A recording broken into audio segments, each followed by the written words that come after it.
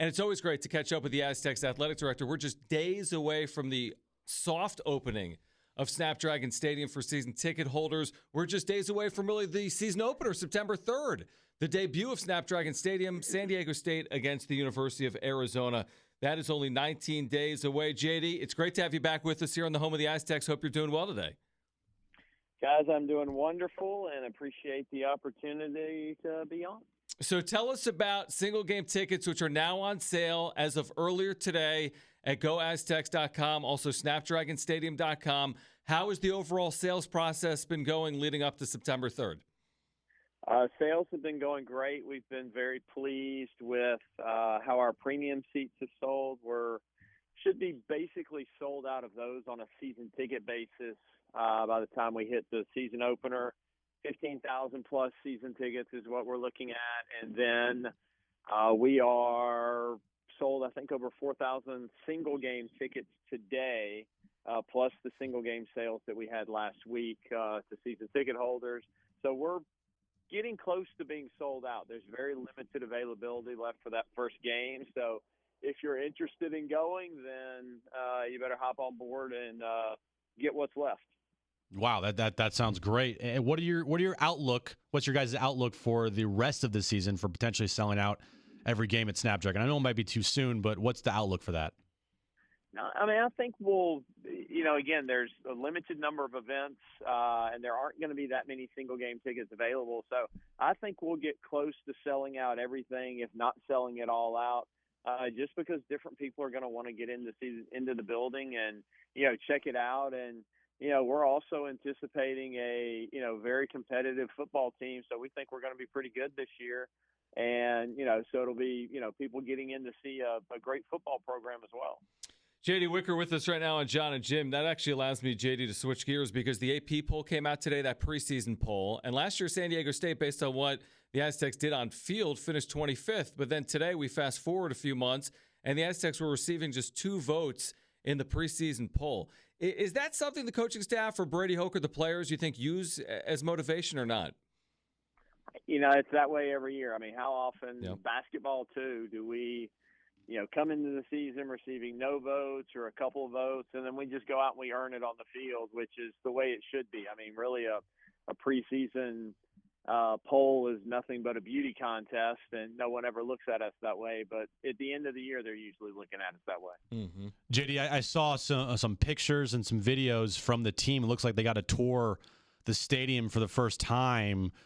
I don't know if you were there, but if you were, what was the reaction from the players and the coaches? And if you weren't, I'm sure you've heard about it. What was their reaction seeing the stadium for the first time?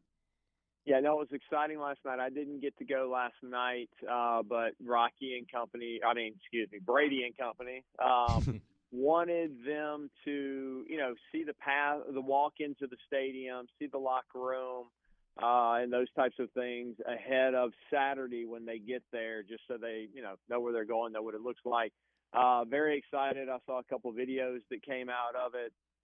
They were really fired up about it. We toured the men's and women's soccer program through the stadium today because they'll play a match. I think the men play the last week of September. The women play the first week of October. They'll have a chance to play, and they were fired up as well. So it's great for our student athletes to get in and, see where they're going to get to play some games and, get excited about it.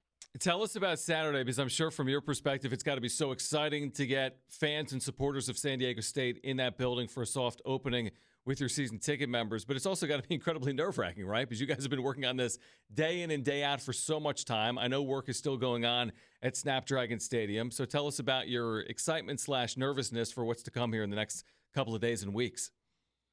Yeah, it's going to be nice to, allow people to see it. Again, I think, as y'all saw when y'all toured, there's so much to the building. And we did a tour with Forbes magazine. A writer from Forbes was down today.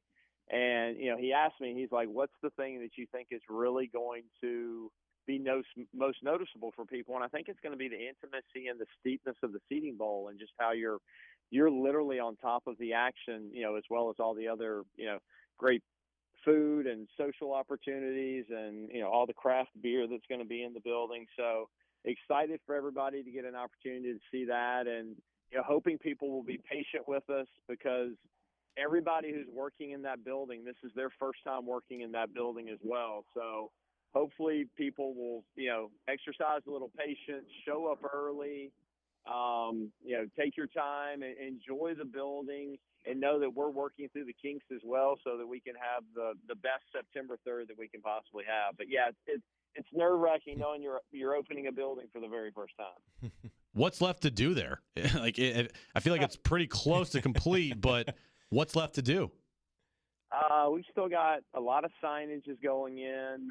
We're still dialing in scoreboards, sound system, a lot of the electronics, Wi-Fi, DAS, getting the TV system set up. It's not just as I can't remember how many hundreds of TVs are in the building, but you can't just hit the remote control and turn it on and it works. So there's a lot of that type of element going into it. As I was leaving the stadium today, our staff was showing up for training with Daktronics on all the different graphics and how you run the video boards and those types of things. So that's a lot of it. They're still setting up concession stands, getting all of the points of sale set up. You've got that whole system. So there's a lot of work to do, but we should have it dialed in by Saturday and ready to go. And then we'll take the next 2 weeks to, hopefully perfect it as much as we can going into September 3rd.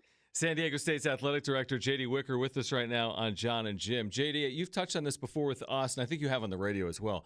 How important are those finishing touches or special or unique parts of a stadium, right?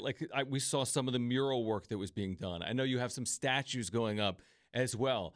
From the fan experience, how important was that for you to not just build a good stadium, but finish it off with those unique elements that are specific to San Diego?